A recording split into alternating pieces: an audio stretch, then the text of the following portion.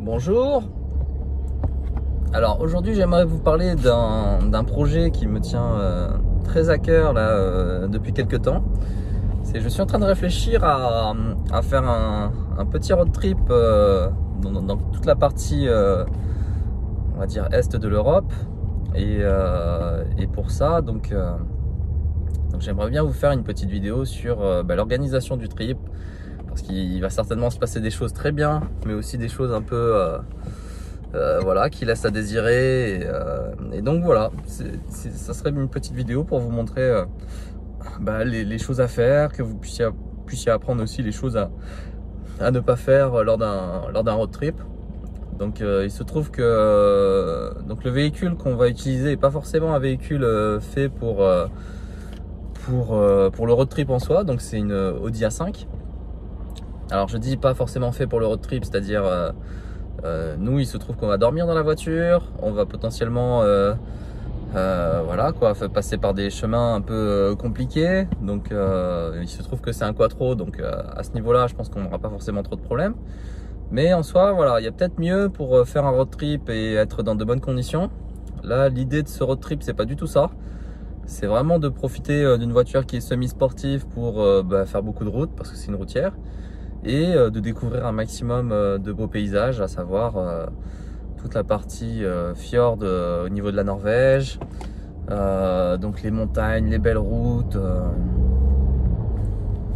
Ce trip, ça sera aussi l'objectif, ça sera de montrer en termes de préparation automobile qu'est-ce qu'il faut effectuer sur le véhicule avant de pouvoir partir, si vous voulez vous lancer dans un road trip tel que celui-là, à savoir tout ce qui est entretien de l'auto. Alors si vous êtes sur une voiture neuve encore sous garantie, là c'est pas du tout l'objectif de la vidéo. Là l'objectif c'est de montrer sur une voiture qui vous appartient avec un certain nombre de kilomètres, comment mettre en place toute la sécurité qui va avec pour partir dans de bonnes conditions. Alors je dis pas qu'il y aura zéro risque, il va certainement m'arriver des choses auxquelles je n'aurais pas prévu, mais voilà, l'idée c'est vraiment de préparer au mieux et de partir l'esprit serein, même s'il peut arriver des choses, on n'est pas à l'abri.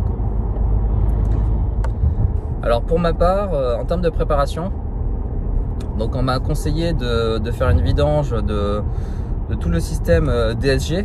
Donc il se trouve que j'ai une boîte automatique 7 rapports DSG de 2015, et cette boîte normalement est censée faire on est censé ne jamais la vidanger, donc selon Audi.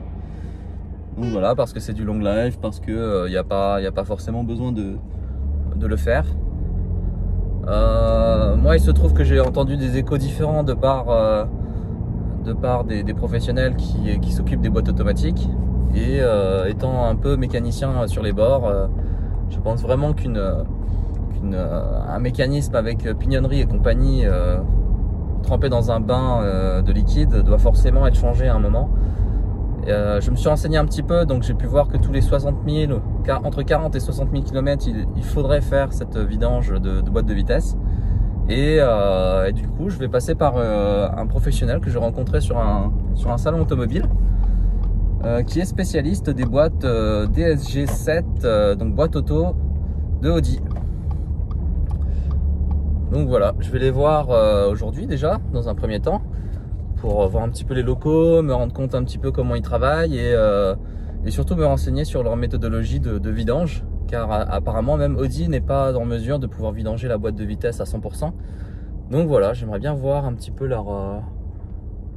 toute leur mécanique qui permet d'effectuer cette promesse qui me semble tout à fait honorable.